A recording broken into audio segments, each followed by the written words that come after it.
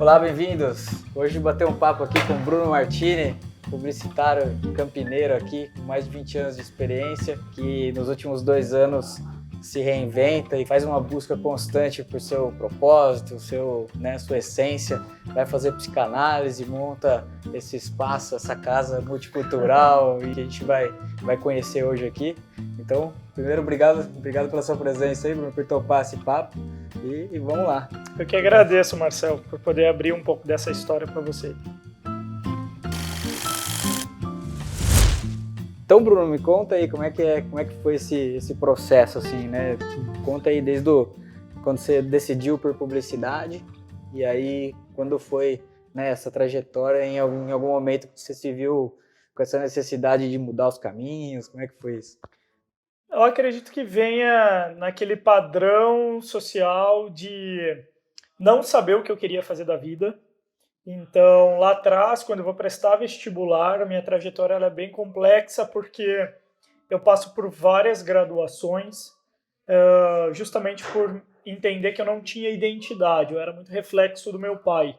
Então, eu realizava as vontades e os desejos do meu pai e não realizava os meus desejos, né? Uhum. E a partir daí eu vou para um curso de direito, vou fazer publicidade, atuo como publicitário por 18 anos seguidos pela agência Papagaio, que é até esse ambiente onde nós estamos. A agência era aqui? A agência sempre foi, era aqui. ainda é aqui? Ainda é aqui também. E a agência se transforma só num único serviço dentro dessa casa como um todo que eu fui criando nessa busca pela minha identidade. Legal. Então, há 2 anos é que eu vou fazer um resgate de identidade para entender de fato como que eu quero encarar a vida, quais são os meus valores, quais são os meus propósitos, aonde eu me encaixo e o que me faz de fato ter alegria todos os dias e viver e não sobreviver. Legal. E qual foi o momento de inflexão, assim? Que momento que você estava no automático, seguindo talvez as ideias do seu pai ou dentro da publicidade? Que momento que vira a chave e o que te faz despertar esse processo? O que me desperta foi um efeito manada, um comportamento repetitivo que a gente vê dentro do mundo corporativo, onde eu me deparava nas antessalas ou dentro das salas de reuniões com as pessoas, percebendo que o semblante delas não demonstravam mais um brilho nos olhos, que elas estavam ali de uma forma mecânica trabalhando, sem ver sentido naquilo e por uma obrigação. E o que despertava o brilho nos meus olhos dentro da comunicação, que era algo em poder expandir a consciência de alguém, levar uma informação, usar da comunicação por este elemento, que uma marca pudesse estender, né, o seu propósito para as pessoas, eu vejo isso se perder ao longo do tempo e as empresas ficarem preocupadas só na questão da venda do produto e no escalonamento e se distanciando de fato de produzir um conteúdo real. Então começou a ficar muito aparentar ser e não ser de fato.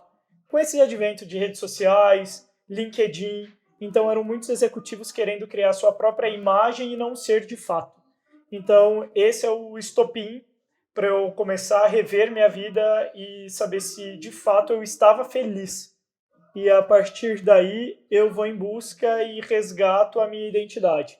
E aí eu vou estudar psicanálise também, né? Então, estudando psicanálise, isso é um elemento que me ajudou bastante a ter força e coragem para fazer uma mudança bem consistente, aí, bem real de atividade profissional. Legal. E por que a psicanálise? A psicanálise por trabalhar a questão do inconsciente. Não era só mais a questão de conseguir lidar com o comportamento no dia a dia e ter uma sensação, uma falsa expectativa, uma falsa sensação de estar bem, na verdade. Eu queria entender no meu inconsciente o que estava me levando para repetir comportamentos e que não me permitia mudar essa chave. Então, fui trabalhar essa questão do inconsciente. Quer dizer, era um processo talvez mais para você do que você não pretende clinicar ou tentar... como que é o processo? Qual que é o seu objetivo com a psicanálise, assim? A busca e o objetivo pela psicanálise foi para meu autoconhecimento, Todavia, eu tenho sim, de fato, a intenção de clinicar e trabalhar com arte-terapia. Legal. E a Casa Cultural Papagaio, ela surge a partir de processos sublimatórios, então de várias perdas que eu vou tendo ao longo da minha vida, e dessas perdas eu vou sublimando por meio da arte, por elementos artísticos. É uma técnica da psicanálise, a sublimação a partir da arte-terapia. Como que é isso? Explica mais o processo da arte-terapia. Você vai buscando simbolismos, elementos dentro da arte, você vai entendendo significados, você vai trabalhando as narrativas e você vai buscando o elemento fantástico, a fantasia, que é o nosso futuro, que é o nosso desejo, né? A partir dessas histórias que você vai contando e ressignificando elementos. Então tem alguns elementos aqui dentro da casa, por exemplo, um globo espelhado, que representou um momento da minha vida, que era um momento assim de muitas festas, badalações e afins, e eu começo a olhar para esse globo espelhado de uma outra forma. Começo a ver uma pessoa fragmentada em vários fractaizinhos de espelho, que se você se olha no espelho todo fragmentado, você vai juntando as suas peças e vai se reconectando com o teu brilho, para resgatar o brilho nos olhos, né? Como o globo espelhado é um elemento bem brilhante, então eu entendo que as pessoas e a Terra vai brilhar mais se mais pessoas estiverem com seus olhos brilhando. Então isso é uma forma de eu poder recontar um momento da minha vida em busca de um desejo de fato. Legal, por isso está lá bem na entrada esse globo aí. Tá bem na entrada, exatamente. Porque é a reflexão que eu idealizo assim e tenho um desejo que as pessoas possam, durante seu café, fazer essa reflexão. Legal. E quais são os elementos aqui da casa que você mais gosta, o que mais tem sentido que refletem o Bruno, essa transição e essa mudança que você fez na sua vida, que está fazendo? Agora eu fico até um pouco arrepiado porque, Marcel, assim, a casa ela tem muitos elementos do meu avô. Essa casa foi uma herança da minha avó. Meu avô em vida, salvo me engano, ele não viu essa casa, porque ele morreu muito cedo. E foi uma aquisição da minha avó depois de um tempo. Mas foi uma herança dela. Por outro lado, eu sempre tive um vínculo afetivo gigantesco com o meu avô, então eu passava a minha infância muito com ele. E a casa inteira não tem elementos comprados, são elementos que eu fui resgatando da história das minhas relações com ele. Incrível. Então tem, por exemplo, um vinil, um disco de vinil aqui, um toca-disco, que era dele. É uma máquina de calcular da época que ele usava. Tem o microfone, que era um microfone que eu passava em vários momentos da minha infância no estúdio, que por hobby ele gravava jingles, ele tinha carro de som e ele caminhava pela cidade de Paulínia, ele era considerado a voz de Paulínia, porque foi o primeiro carro de som da cidade. Incrível. E aí a gente pegava Papai Noel, colocava em cima do carro e jogava bala para as crianças em dezembro, no período do Natal. Legal. Então, assim, tem muitas memórias afetivas com o meu avô. Mas também tem um outro brinquedinho que me chama muita atenção aqui dentro, que é um chapéu mexicano de latão, que minha mãe foi viajar uma vez para Fortaleza, num congresso, e ela trouxe para mim. E minha mãe se transforma nesse grande ícone, porque vamos falar, até os meus 30 anos de idade, a minha grande referência era o meu pai. E aí, de repente, eu percebo que ele era a pessoa que mais segurava a minha vida como um todo. E a minha mãe me dá uma grande lição de coragem nessa vida, porque aos 65 anos de idade, depois de 45 anos de casada, ela se separou dele e falou que ela poderia viver de verdade uma vida. Então, a partir disso, eu começo a trazer elementos simbólicos e entender toda a potência que é a minha mãe. Legal. E como foi esse processo de separação dos seus pais para você, né, nessa história toda? Foi pesadíssimo, né? Porque apesar, tanto eu quanto a minha irmã, a gente já somos adultos no momento que isso acontece, porém existia uma quebra de um cristal e de uma idealização da referência familiar, né? Sim. Então, algo que sempre foi muito idealizado, de repente você percebe que aquilo se desmorona. E aí você vai ter que se reconstruir de uma forma sem a presença daquela pessoa. O cristal quebra com relação a ele, e aí você tem que ter força para se reerguer e reconstruir da forma que você sempre acreditou, porém sozinho. Sim. Mas esse foi um dos gatilhos que te levam a refazer toda essa sua própria trajetória. Com certeza. E a partir do momento que minha mãe me dá essa lição de coragem, é onde eu vou ter a coragem de questionar a minha própria profissão. Eu percebo que se na base, no nosso pilar, que seria a estrutura familiar, ela tem coragem de poder rever isso para poder viver de verdade e não sobreviver, é o momento onde eu falo, por que eu trabalho então, que seria uma coisa infinitamente mais simples do que uma estrutura familiar, eu não estou tendo coragem de rever. Sim. Então isso é o que me dá força para eu virar e ter coragem de falar, não vou mais seguir este caminho. Eu vou seguir o caminho que tem a ver com a minha identidade. Legal. E aí você monta esse espaço aqui, e aí você continua em paralelo com a publicidade. Perfeito. Me questiono se seria possível eu continuar no segmento da comunicação, mas com mais ética. Porque o fato que mais me incomoda, e tem uma música até do Gilberto Gil, que eu gosto muito, que no momento do refrão ele fala gente hipócrita, né? Ali, né? Então a hipocrisia começa a ser um elemento onde eu não tolero mais dentro da minha vida. Eu queria ter essa liberdade de poder chegar numa roda de amigos, conversar sem hipocrisia. Legal. E a publicidade começa a me mostrar um lado que eu não percebia. Dentro daquele efeito manada que eu estava dentro, eu não conseguia enxergar o quanto hipócrita eu era. Levado pelas demandas do Pelas próprio demandas, mercado. pelo próprio sistema, pelo que o sistema capital ele sugere que é a descartabilidade, que é o efêmero. Então, dentro disso, eu não me encaixo mais, porque eu passo a ter consciência disso, eu passo a ter informação. Né? Eu deixo de viver só naquele efeito da fantasia, vamos falar, não positiva, de uma fantasia leiga de informação, né? Legal. Sem tolerar as dores, né? Ali só se você buscando uma anestesia, né? Sim. E hoje como é que é, assim, se alguém chega a uma empresa, te contata, fazer um projeto e você não acredita naquilo, tem alguns princípios que não fazem sentido. Como é a sua postura hoje versus o que era alguns anos atrás no automático? Eu começo a poder fazer essas seleções desses projetos, não por uma questão financeira, não que viavelmente, financeiramente, eu tivesse esse conforto para poder fazer isso. Com certeza não, porque eu opto por ir para um outro caminho que eu sei que ele é lucrativamente infinitamente menor do que o outro projeto que eu vivia, porém infinitamente mais do estar bem. Então eu opto por selecionar esses trabalhos de uma forma consultiva, que eu possa de fato falar para este cliente algo que talvez ele não queira escutar, mas que eu sei que isso de verdade vai fazer a diferença no projeto. Legal. E aí, nesses casos, o cliente aceita escutar algumas coisas ou ele ou rompe as relações, rompem, né, as relações aí, como que é?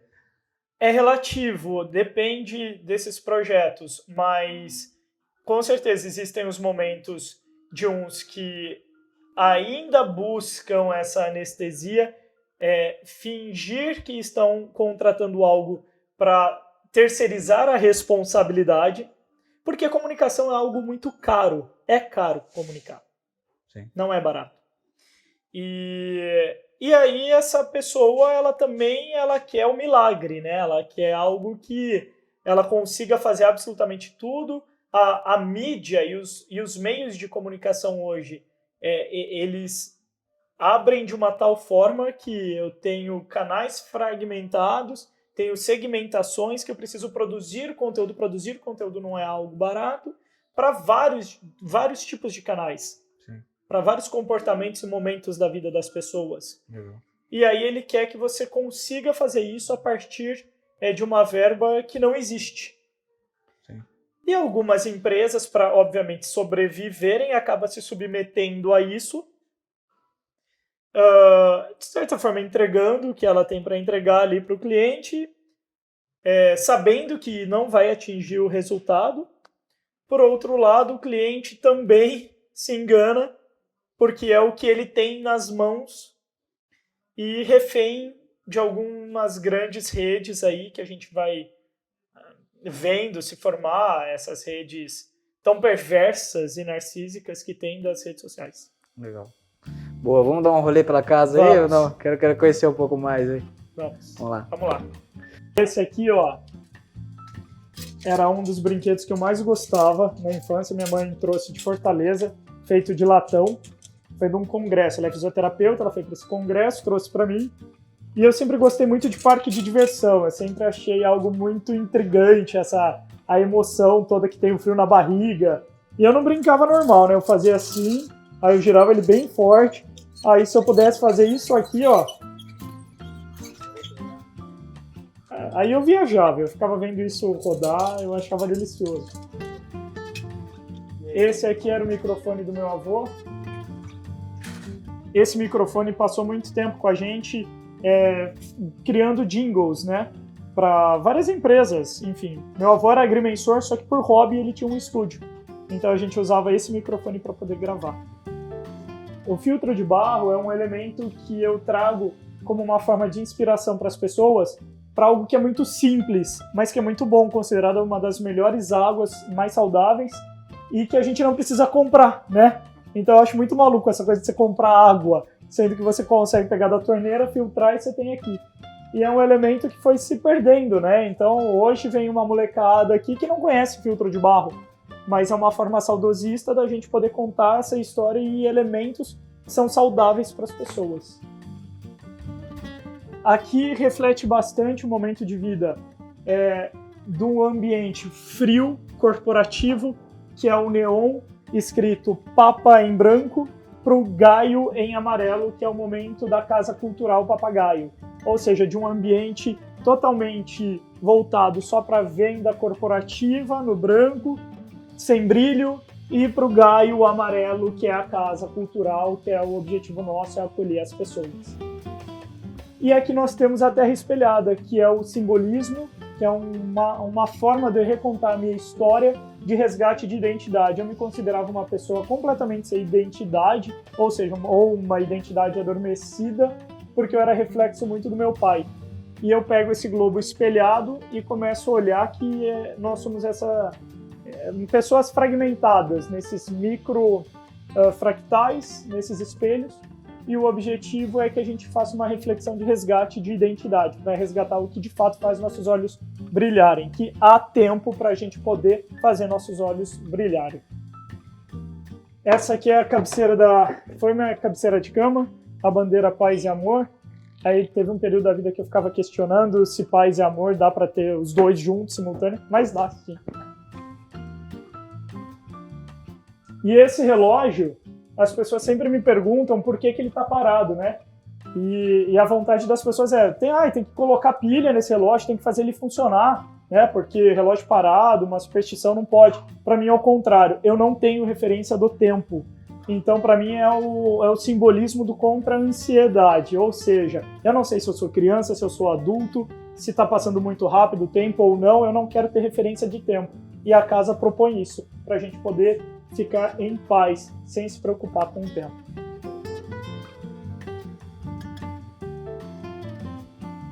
Aqui eu também tenho o giz. Então, aqui você pode pegar o giz e escrever pela casa. O objetivo nosso é que você possa expressar seu sentimento.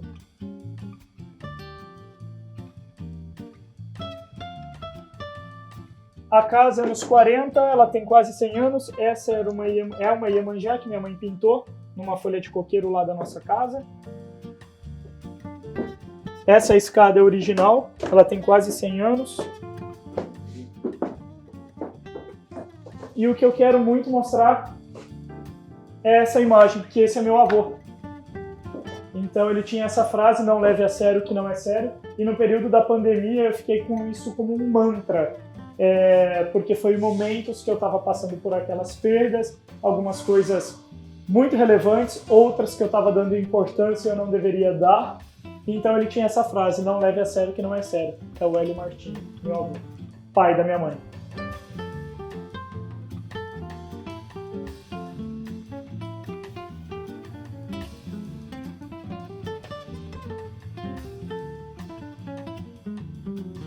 E aí eu sempre vou distribuindo os globos espelhados pela casa para sempre ir resgatando esse lado da identidade. Então nós estamos na sala do coworking, então as empresas trabalhando aqui, elas sempre vão ter esse contato com este elemento simbólico de uma arte-terapia. Bom, e aqui a gente tem os tecidos, que foi do primeiro encontro cultural da Casa Papagaio. Então, no momento de transformação de uma agência de publicidade para a Casa Cultural, nós tivemos o Dr. Igor Capelato trazendo para nós, aqui dentro da Papagaio, o tema sublimação. Ou seja, toda a origem da casa, tudo o que eu fui passando, nós tivemos a oportunidade de apresentar para as pessoas, contando a história de como foi o processo sublimatório do John Lennon, que quem o ajudou muito a resgatar a identidade dele mesmo foi a Yoko Ono, que a Yoko assume o papel de mãe dele, ou melhor, da tia dele, a tia Mimi, né? Porque ela foi a mãe dele naquele período todo, e ela assume esse papel de mãe para fazer esse resgate de identidade do marido dela. Então a gente conta essa história nessa palestra de sublimação. Aqui a gente está fazendo toda uma reforma agora, porque está nascendo o nosso palco, que é o nosso palco do teatro, que a partir de setembro, no mesmo meu aniversário, a gente vai lançar. Eu tenho um grande desejo de poder conectar pessoas. E isso foi algo que sempre me movimentou bastante. E o pretexto para isso acontecer é a cafeteria. Então, na cafeteria, eu consigo unir pessoas para a gente conversar e que elas consigam se conectar. É porque as pessoas elas ficam em contato com a casa, então ela é um ecossistema onde está todo mundo se conectando o tempo inteiro. E aí a gente acaba se envolvendo em projetos juntos, não só na parte profissional, mas também do lado pessoal, a gente acaba criando um vínculo, fazendo viagens, a gente cria uma grande rede de amizade. Então, na época da publicidade, a gente foi ganhando vários troféus, eles estão aqui expostos, eles fazem parte da nossa história. E o pretexto para as pessoas se unirem, se conectarem, é o café, né? É aquela velha questão de, vamos tomar um café? Então, a partir daí, a gente montou a cafeteria. E a cafeteria, não por menos, a gente optou por ser um ambiente de experiência, porque eu acredito muito que o que conta nos momentos não é mais produto, mas sim aquele momento da experiência que você vai poder destinar para o seu tempo. Como que eu preencho o meu tempo? Qual é a experiência? Qual é o tempo de qualidade que eu dou para aquele momento? Então nós criamos uma casa de experiência com uma cafeteria de experiência de alguns mestres de torra. Bom, agora a gente vai para um cafezão especial. Aí sim. Porque daí o objetivo nosso era, dentro desse ambiente afetivo, né? Eu gosto muito de abraçar. Então eu gosto de receber o pessoal aqui dentro da cafeteria sempre abraçando, né? Legal. Que eu acho que no mundo corporativo era muito estranho chegar nas reuniões e a primeira coisa que a pessoa era fazer assim, né? Uhum. Era dar a mão e aquela coisa criando uma imagem daquela seriedade, aquela imponência que eu nunca vi sentido algum, né? Sim. Porque era um teatro, né? É um teatro. É um teatro, né? É. E aí eu queria ter esse lugar, essa abertura, que a gente não precisasse ficar fazendo esse teatro. Ó, eu já escaldei aqui porque a gente tira todo o gosto da celulose, do papel. Então eu passo sempre água fervendo antes de filtrar.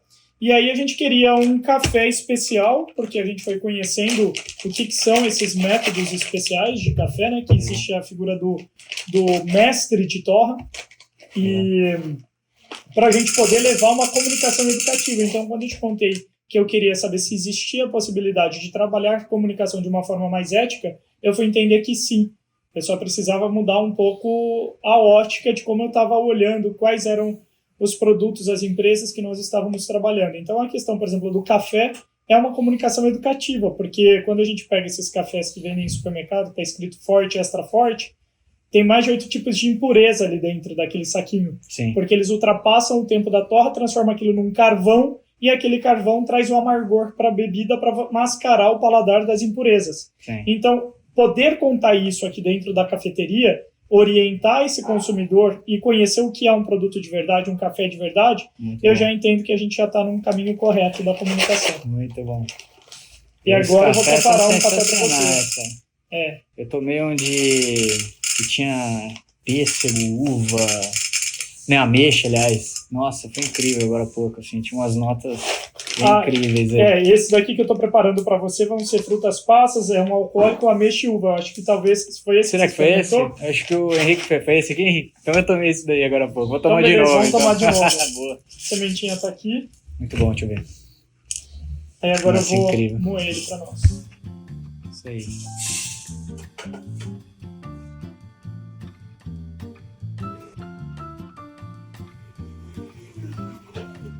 E, Marcel, ficar só no café também a gente não ia aguentar, né? Então a gente queria uma casa que tivesse conteúdo. Então o café é um pretexto para a gente poder se encontrar.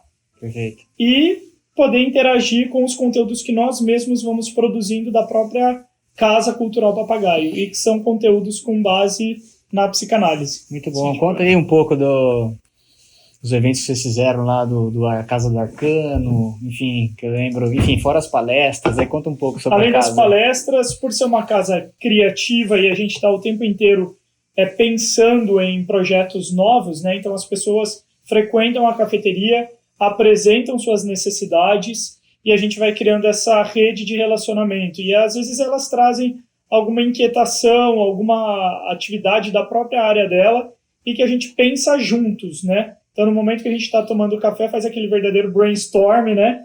E começa a pensar juntos. E uma dessas circunstâncias foi uma pessoa que era da área da astrologia, e aí, a partir daí, a gente trouxe uma solução que seria criar uma peça de teatro. Uma peça de teatro criada pela própria Casa Cultural Papagaio, com um grupo formado por ela mesma, pela rede de relacionamento dela, e aí se chama Casa do Arcano, que você entra na casa de uma das cartas do tarô. A gente, de 3 em 3 meses, tira uma carta do tarô para casa, para sentir qual é o momento que ela está, e a partir daí a gente cria toda a encenação. Daí tem cenografia, roteiros, ensaios, o figurino, e a peça de teatro acontece por toda a casa, por todos os ambientes. Muito bom. E as palestras, como que, além do coworking, enfim, o que tem sido o mais frequente hoje? O que você está focando aí para frente?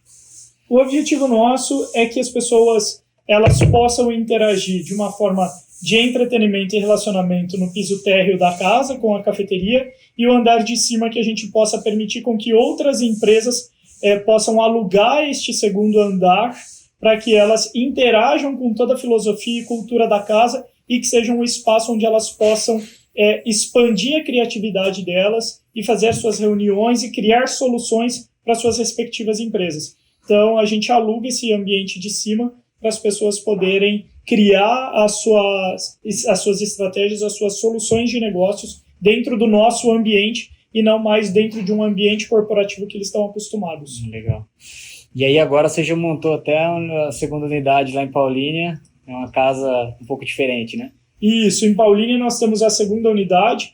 Aqui é a casa urbana, asfáltica, que a gente diz, que é o cabaré, formato cabaré, porque tem as apresentações, tanto de teatro, os encontros culturais de psicanálise. E em Paulínia é a nossa unidade, que é um centro terapêutico, que é o Chakra Terapias, e lá é uma mistura de spa com o seu ambiente de mentalização e de fazer suas reflexões. Então, toda a estrutura da cafeteria você tem num ambiente, porém ao ar livre, embaixo de árvores. E muita história do meu avô também envolvida lá. Que é uma mangueira, não é isso? É uma mangueira. Então, tem os escaldapés que acontecem embaixo de uma mangueira. Tem um outro elemento lá que é um barato, que quando a gente está caminhando, o pessoal não entende muito, porque pensa num ambiente completamente rústico, no meio de árvores, e do nada... Lembra aqueles latões de parque de diversão, que é um palhaço, que é aqueles latões de lixo? Meu avô um dia deu pra gente isso de presente. E aquilo é um simbolismo que está lá guardado. Muito e aí bom. você caminha pelos jardins, aí você encontra aquele palhaço ali no meio. Muito bom, muito bom. E Bruno, assim, cara, é bem inspiradora a sua história, porque olhando assim de fora me parece que a casa e você é uma mistura, né? Você não sabe o que é a casa, o que é o Bruno, assim, né? Os dois estão em constante mutação, em constante encontro com, né? E transformação, né? Assim, me parece que existe uma linha de raciocínio até certo ponto, e daqui para frente vai ser meio aleatório, assim, podem surgir coisas novas, então é a Casa do Arcano agora, mês que vem pode ser uma outra ideia, pode ser encontrar outras pessoas. É uma casa aqui. viva, ela nunca vai parar. Toda vez que você vier para casa, ela vai estar diferente. E é verdade, isso é a gente testemunha tá sempre minha. Em movimento, você nunca vai ver nada no mesmo lugar, ela está em transformação. A vida é uma metamorfose. Perfeito. Então, a única coisa que a gente não abre mão é de perder a noção do tempo. A gente não quer ter a noção do tempo, porque justamente a criatividade, ela te leva ela te transporta para um universo que ela não tem essa regra tão, essa rigidez do tempo, né? Legal. E então é isso, a casa ela está em constante transformação, mas não só com as minhas histórias. Eu abro a possibilidade das pessoas poderem usar a casa como uma ferramenta para elas reescreverem as próprias histórias ou trazer elementos dela. Ah, você me contou, né? Acho que esse quadro aqui em cima é de alguém. O quadro no teto também era da Betânia, ela trouxe para cá. O papagaio, aliás, que ficava na sala de jantar da casa dela, lá em Passos. E ela perguntou se poderia trazer para cá, ela gostaria de dar de presente para casa, e aí nós trouxemos ele e colocamos no teto para ele poder estar de olho em todo mundo. Legal. Tal qual tem a Leti também, que vem bastante aqui na casa, que ela traz os elementos dela que estão ali, tem as xícaras, tem quebra-cabeça que ela monta aqui. Muito bom, muito bom. E Bruno, como que você faria um resumo assim, da sua história, da sua transformação, e de uma forma que isso inspire as pessoas a, né, repensarem seus caminhos, seus destinos aí, né? Como é que é uma leitura de você mesmo e como que você leva para o outro isso? A gente pode fazer uma reflexão de que não há tempo sobrevivido que permita que a gente possa viver. Porque eu costumo dizer que quando a gente está nesse efeito manada, inserido dentro de um mecanismo que a gente não reflete, a gente não pensa, a gente só reproduz, só repete comportamentos os mesmos aos quais os outros estão atuando socialmente, a gente começa a entender o tempo como um vilão. E aí a gente cria um mecanismo na cabeça de achar que não há mais tempo para viver e apenas sobreviver, porque é assim a regra do lugar onde a gente está inserido.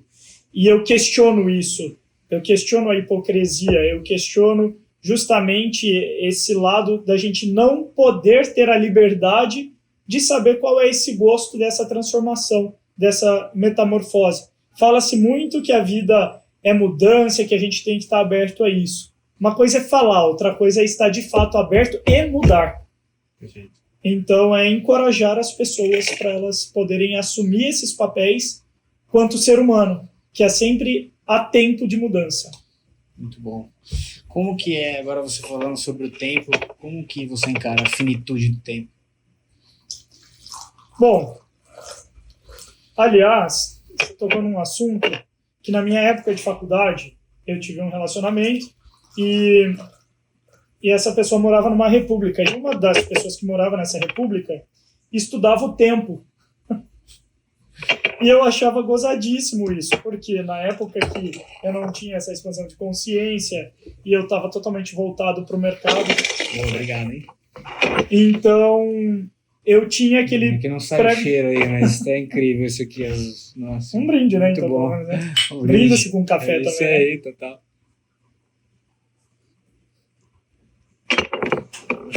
E essa pessoa estudando o tempo, eu era muito preconceituoso em relação a isso. Porque meu ciclo de amizade sempre esteve vinculado, vamos falar mais daquele povo coxinha, daquela dinâmica toda muito certa e tal. E quando a pessoa levanta um questionamento e tira o outro da zona de conforto, inclusive com relação ao tempo, eu trago essa história de volta à tona para minha vida aos meus 35 anos de idade, onde eu começo a ter essa mudança muito drástica. E essa relação da finitude é a única certeza que a gente tem. Então, qual é o meu medo de arriscar e fazer coisas que de fato fazem meus olhos brilharem? se a única coisa que eu sei é que de fato a gente vai morrer. E se nós vamos morrer, por que eu vou em busca, esperando esta morte chegar, apenas sobrevivendo? Eu quero viver. É isso. Muito bom. Obrigado. Cara, incrível café, incrível sua história. Parabéns. Né? E pô, foi um super prazer aí. Acho que espero ter inspirado vocês aí com essa história do Bruno aí, que para mim, pelo menos, assim, desde o dia que eu entrei aqui a primeira vez, conheci ele, conheci o espaço, já senti que esse cara tá fazendo um movimento incrível e tá conectando as pessoas. Eu já me conectei com pessoas aqui dentro, né? Uma das terapeutas minhas aqui, eu fiz aqui um primeiro ensaio aqui com a Natália e tal. Então, assim, muitas coisas acontecem aqui dentro e eu acho que isso é uma coisa muito bonita que você faz e você nem às vezes tem ideia do impacto que você causa nas pessoas, né? Esse ambiente e tal. Então, muito legal. Teve uma passagem que ela acabou ficando por último até para eu poder falar para você, porque está bem atrás de você. Ou melhor, estava atrás de você. A minha prova dos 9, se esse projeto ele iria para frente ou não, é se a casa iria cair. Por quê? Eu tirei a parede estrutural da casa. Para eu poder tirar a parede estrutural, eu precisei colocar 6 escoras. Essa parede ela ficava bem atrás de você onde você está, que ela dividia a escada deste outro ambiente. E eu coloquei essas 6 escoras. Eu falei, bom, essas escoras elas estão sustentando a casa por 6 dias até as vigas W chegarem. Se a casa não cair, é que é para tudo ir para frente. E por saber que a gente tem um projeto extremamente disruptivo e que vai na contramão desse escalonamento que pede toda essa dinâmica de vida capital, eu deixei como um simbólico também, como uma forma também de arte-terapia, a escora lá atrás. Então eu pedi para a loja de material de construção se eu podia ficar com uma delas, e o cara não entendeu nada, porque ele falou, mas isso não é um elemento bonito. Ele falou, não é questão de beleza, é questão de significado, o que isso traz de representação. Atrás do balcão, eu olhando essa escora, ela está o tempo inteiro sustentando e que me permite sempre lembrar para eu não parar em busca do que me faz de fato os olhos brilharem. É isso. Então aqui ficava uma parede atrás de você. Muito bom. Isso. Muito bom. Cada pergunta e cada espacinho da casa tem uma história. Muito legal, cara. Que continue assim e que você consiga realizar todas as suas ideias, que você consiga viver de fato e fazer com que as pessoas reflitam e consigam também fazer movimentos interessantes aí e começarem a viver mais. O meu desejo é que as pessoas possam sustentar essa casa por muitos anos. A gente não sabe, pode ser que amanhã eu não esteja aqui e morri, mas que essa casa ela fique com essa missão, com esse propósito de inspirar as pessoas e que ela abrace, porque eu acredito muito que abraçar cura tudo. Então que ela possa abraçar cada um que entra aqui para a gente fazer essa diferença no lado de sentimento, resgatar sentimento nas pessoas. Legal. Então, obrigado aí por vocês também acreditarem. Cara, dá um abraço, então. Tem que terminar com um abraço, então. Obrigado, cara. Muito bom. Valeu. E é isso. Isso aí.